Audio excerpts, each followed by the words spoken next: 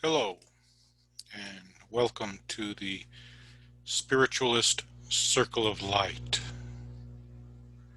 It is a pleasure to see you. Well, it is a pleasure to have you join us for our discussion. I'd like to begin with prayer. May God, who in the mystery of his vision and power transforms his white radiance into his many-colored creation, from whom all things come, and into whom they all return, grant us the grace of pure vision. Amen. This is the opportunity for you to share. Our services are for you. They are centered on you. And I would like to share my success or my election to the office of trustee on the Independent Spiritualist Association's board. We are affiliated with the Independent Spiritualist Association, and we support them and they support us. It is through their aid that part of our service is able to take place. So for those of you who choose to join us at a later time, this would be your opportunity to share an event or events in your life that have transpired during the week, whether they are beneficial, joyful, detrimental, anything that you feel is of significance, because this is about you.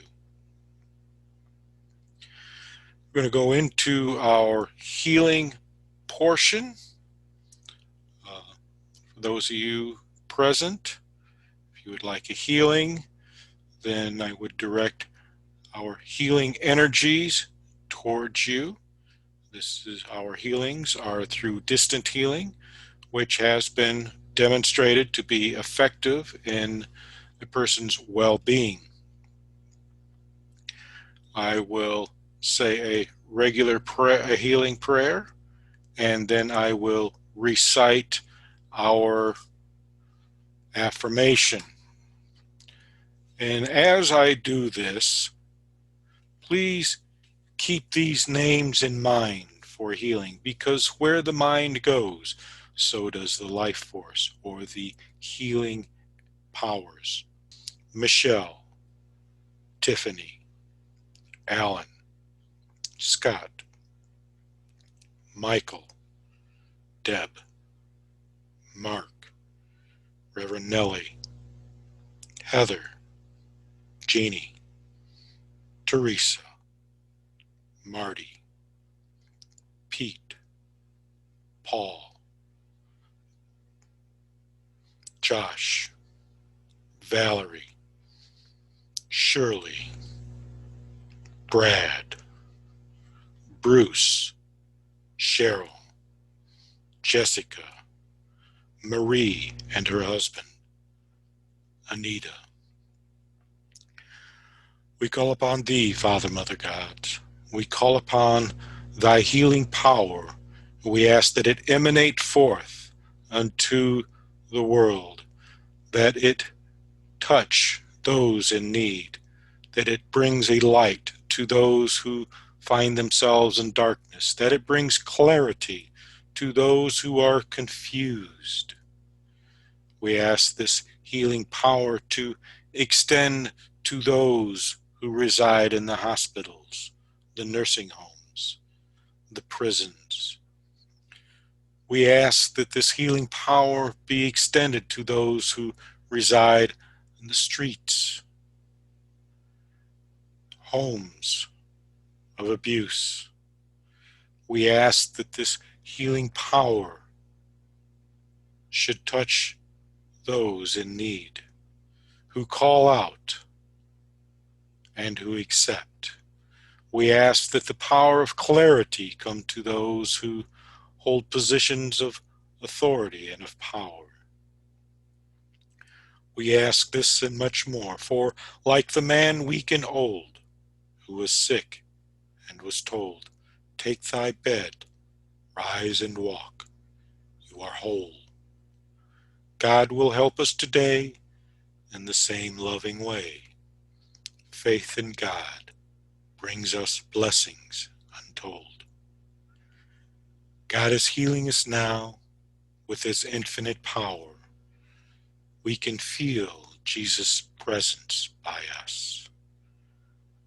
What a wonderful peace that God's love brings to us. For we are whole and free.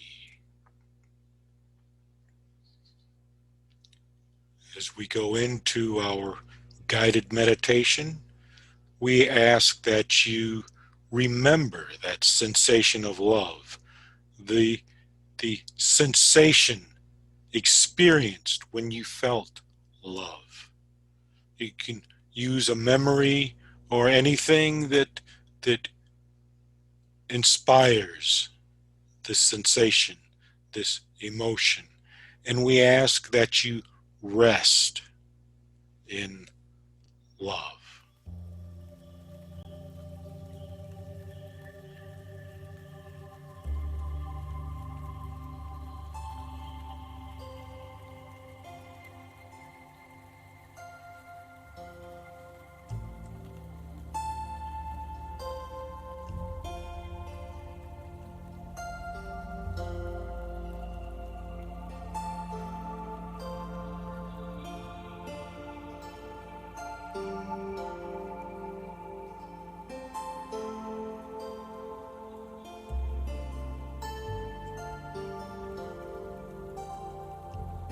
Become comfortable.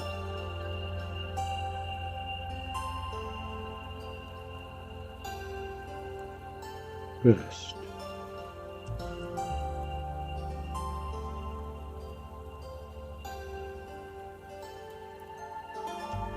Float within the confines of mind.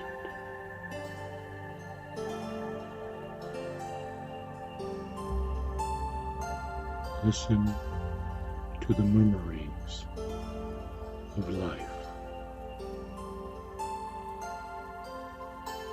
Hear the whispers of emotion.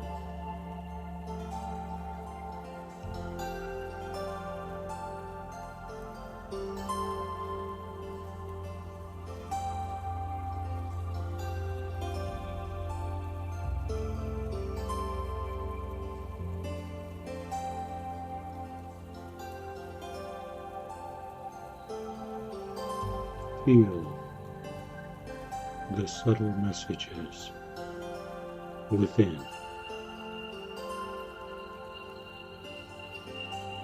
The nurturings of love.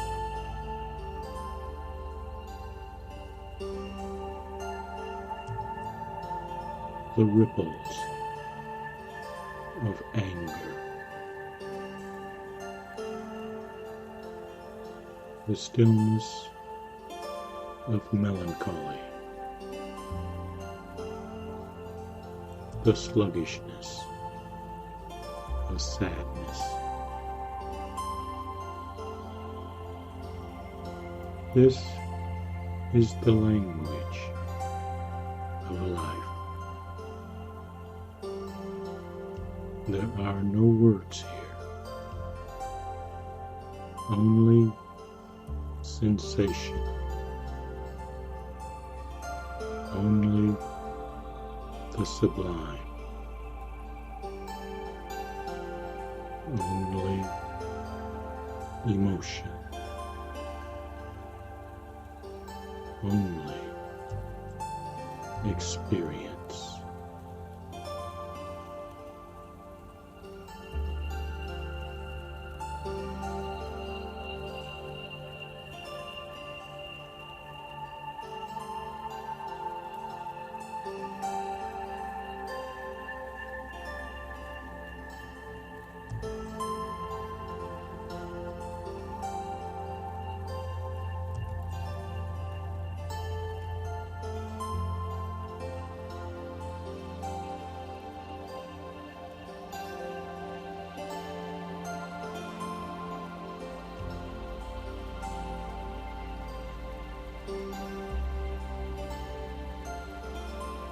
There is no dualism here,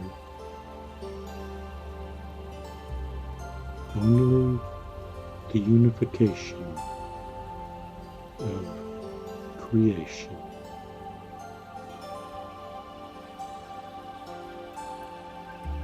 There is experience. There is denial. There is acceptance.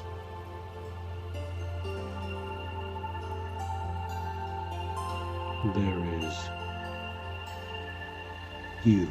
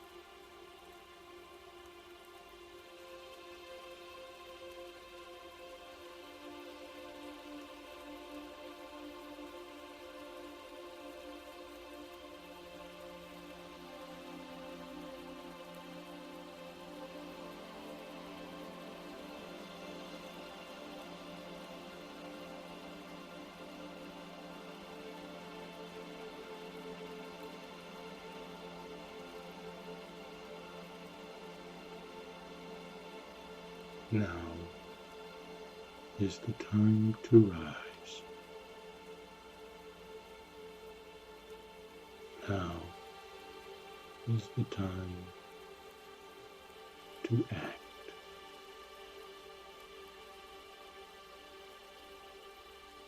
Now is the time to awaken.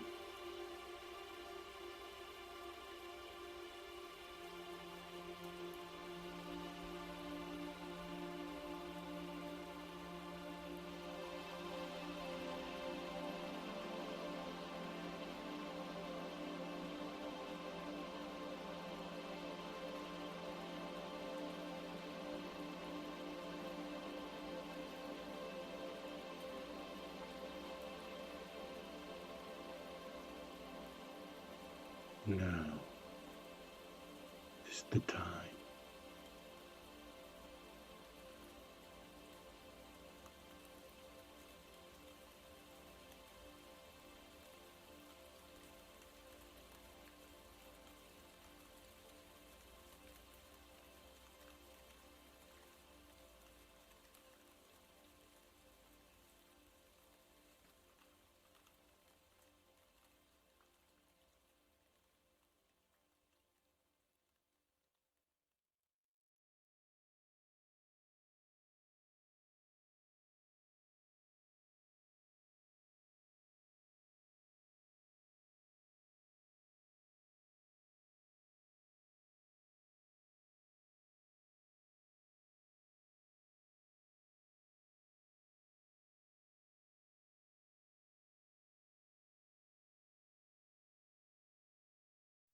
This would be your opportunity to share your meditation experience.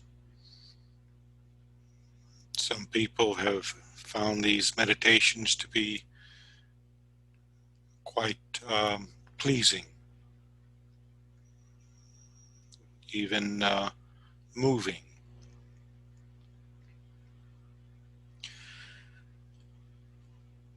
From here, we would move into our message portion of the service.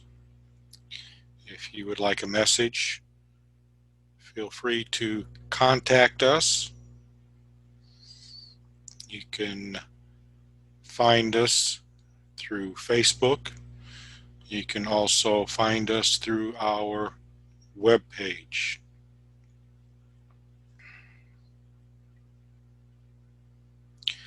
As we continue to move forward, we move into our discussion. And we are going to continue with our exploration of the secret book of John. This is a Gnostic writing. As I said earlier, it was originally not intended for Christianity, for Christian Gnostics. So there are parts of it that well, it can be confusing or misleading, as I found as I continue my research into it. So as we continue our exploration, keep in mind that spirit is taken to be life, more specifically the life experience, and that is how we are exploring this. For it is a beginning that none proceeds, or actually that none precedes, for no one existed before it and has no need of them. So continuing with this idea of spirit being the life experience, we can approach this from two different angles. When we consider the Hermetic principle, all is mind, then we know that spirit is the life experience. In order to have an experience, one must be aware. And that awareness takes on, well, that awareness is experienced in a variety of levels. So in order to be aware, to become aware, there must be some form of conscious. And there are many who suggest that without our awareness, without humans, without that consciousness, the universe would not exist. Because it is through that consciousness that we are able to experience, that we are able to observe, that we are able to become aware of ourselves and aware of others. So we could continue with a variety of analogies with this, but it would be pointless. So, because the question becomes, if using spirit as the life experience, how can experience become aware of itself? So, in this instance, this is what is meant by there was, in the beginning, none preceded it, because experience relies on a comparison. So before experience, before spirit, there was nothing. And all came after spirit. Now, from this, we can deduce that all began as spirit, which is a popular saying that many people don't quite qualify.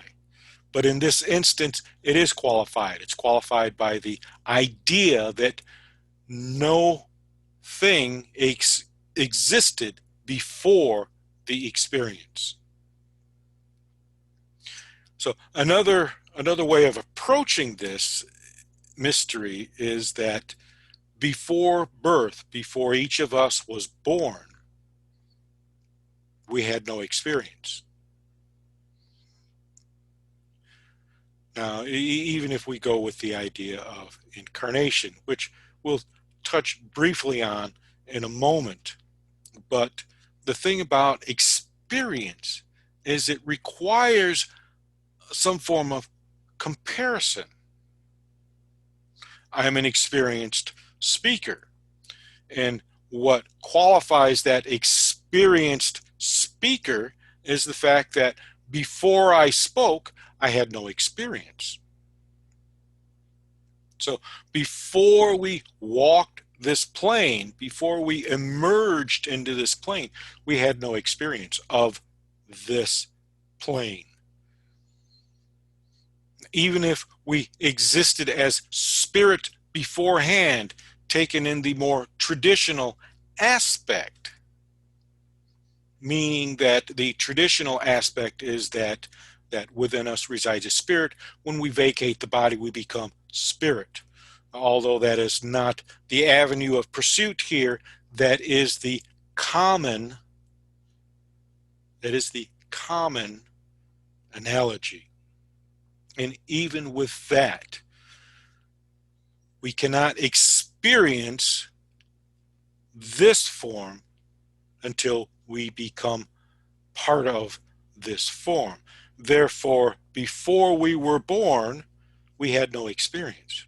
So nothing preceded us except for those that were already here. And the only thing that they can offer is information. They cannot offer us experience. They can only offer us information. And the form of experience comes in, well, in my experience, this occurs this way, or this occurs because of this. In my experience, it's not your experience. So it is still, there was nothing that preceded us. And we have, how does it go?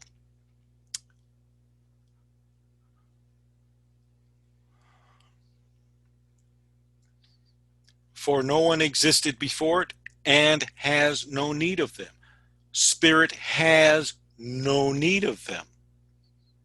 Them meaning those who are already here. Them meaning their experience. We have no need of their experience because we cannot have their experience. We can only gather their information. They can only provide us with information. But as far as it being experienced, we have no need for it because we cannot be their experience, and their experience cannot be ours. Therefore, the information becomes useless because we have nothing to compare it to until we have a similar experience. And that's the key. Similar experience. That's how one person can have insight into something another person is going through because of their experience of a similar event. It's all that provides, but it is still their experience. Our experience is still ours. And when we share that experience, we are only sharing the information. We are not sharing the emotions that we experience. We are not sharing the thoughts that we experience. We are not sharing the experience, only the information related to that experience. Also, it does not need life, for it is eternal. It needs nothing, for it is not perfectible, but beyond all perfection. Now, this can be difficult to explain because we are proposing that spirit is life.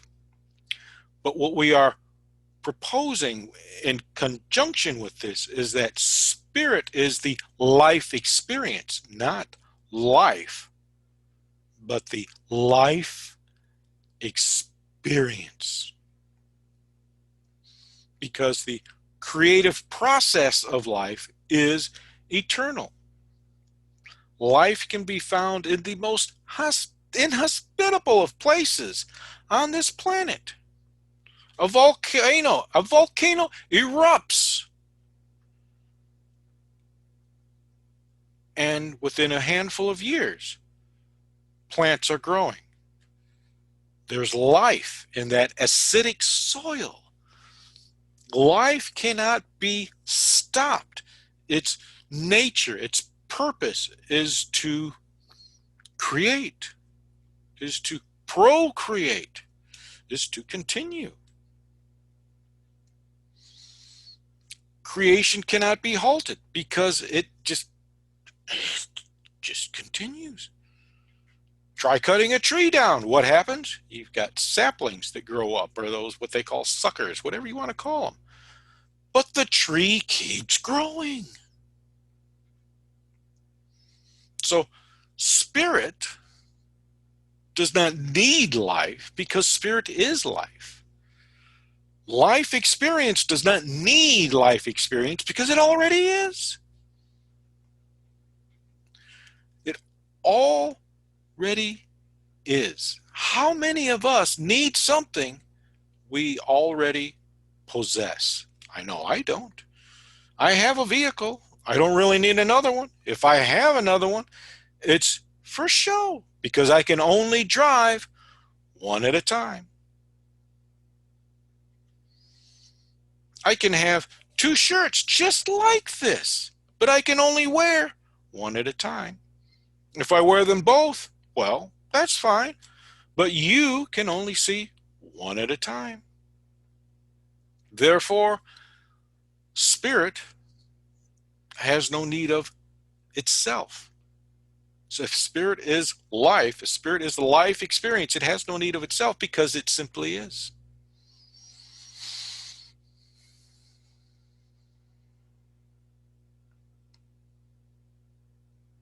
When we look at, one of the comparisons we like to use is that everything is energy.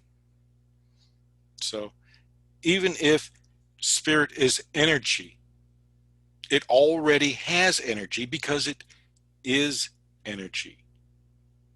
And energy cannot be created or destroyed. It simply is. Therefore, we simply are. We just move from one experience to the next. And the creative process of life is often described as an evolving process. And this is true. We have history, and history demonstrates that. We were not always in this technological era. We went through the Iron Age, we went through the Bronze Age, we went through Renaissance, we went through all these different time frames to get here. So the creative process is an evolving process. And the life experience is part of that evolving process. And life is an experience that can only occur moment by moment, because the life experience only occurs right now, right here, this very moment. The life experience cannot occur tomorrow. It cannot occur yesterday. It can only occur now, because tomorrow it is a dream. Yesterday it is a memory.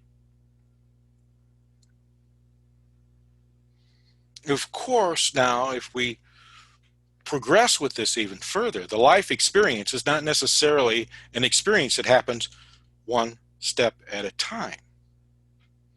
We only recall the experience one step at a time, but the experience itself can be nonlinear. And nonlinear means it does not happen one step at a time. It happens whenever it happens. And the thing about nonlinear theory is that everything becomes non-local. The mind is non-local. The mind does not exist here. The mind exists out here.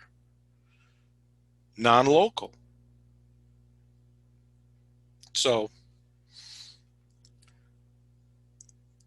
there's little we can do.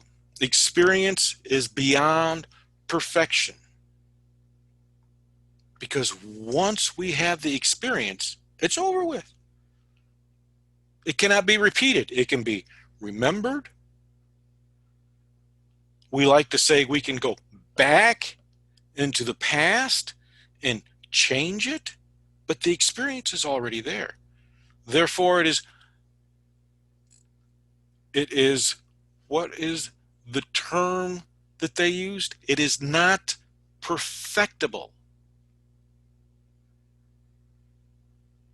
because it is already perfect. It is already perfect. So in all of this that we have discussed thus far, recognizing life or spirit as an experiential event in its own right suggests its dual aspects, meaning that the life experience is mundane, and because of its mundane quality, easily dismissed. This is what is meant when people say someone is going through life on autopilot. They're just going with the flow. They're not putting much thought into it. And because they're not putting much thought into it, a lot of stuff gets dismissed. Oh, because they're too busy going with the flow, not paying attention. And because of this, we have accustomed ourselves to these magnanimous events as being divine, when in fact all of it is a divine experience, because the divine is the life experience. People like to say we are spirits having a human experience. There it is, experience. They also like to say that spirit cannot experience the way things we do. Hello, we're right back to experience. So, I mean, even after the death of the body comes an acknowledgeable event. And it's these acknowledgeable events, these religious events, so to speak, that change our approach to life, the way we think, how we view things.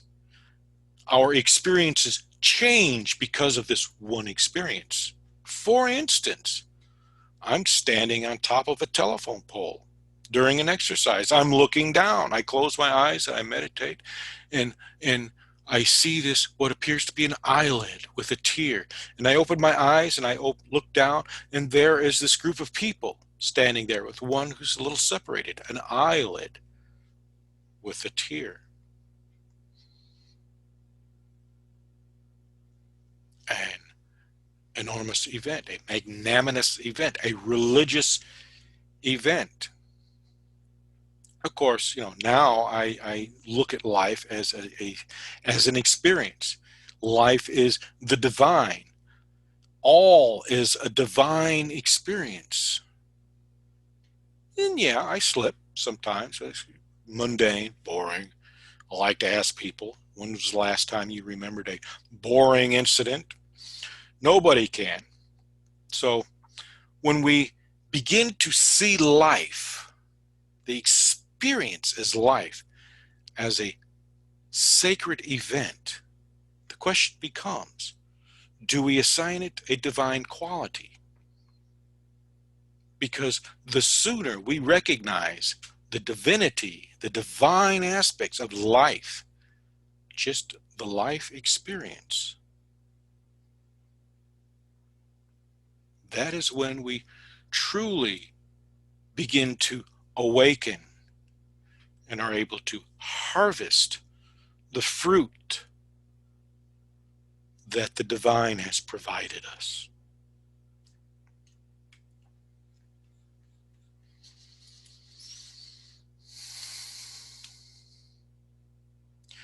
This is normally the time where we ask for donations, and we are asking for donations. We're asking for seeds for you to leave with us so that we may leave seeds with others, because it's all about growth, and seeds grow, and seeds require nurturing.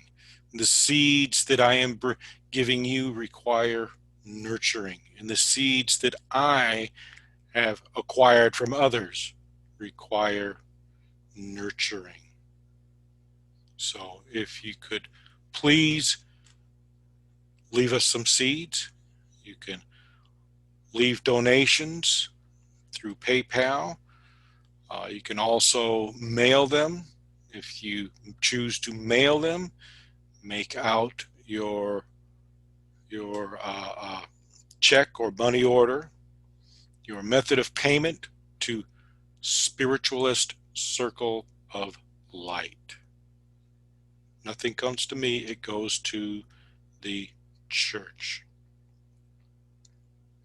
I will say a prayer, a brief prayer. Father, Mother Gods, we thank Thee for the abundance that has been provided us. And we ask that that which we share be beneficial. For we know that as we plant seeds, the fruit of the harvest comes back. And we thank Thee in all things. In the name of Thy children, God bless. For the announcements, this is the announcement portion of our service. For our announcements, please go to our website. There's a calendar of events. On the landing page, there's a brief description of events. Please Please avail yourself of this. I would like to close our service this evening with prayer. With collected minds, we are at the command of the divine, that we may obtain blessedness. God bless. The opening and closing prayers are from the Svetasvatara Upanishad. Thank you very much for visiting and joining us. May your life be filled with blessings. Thank you.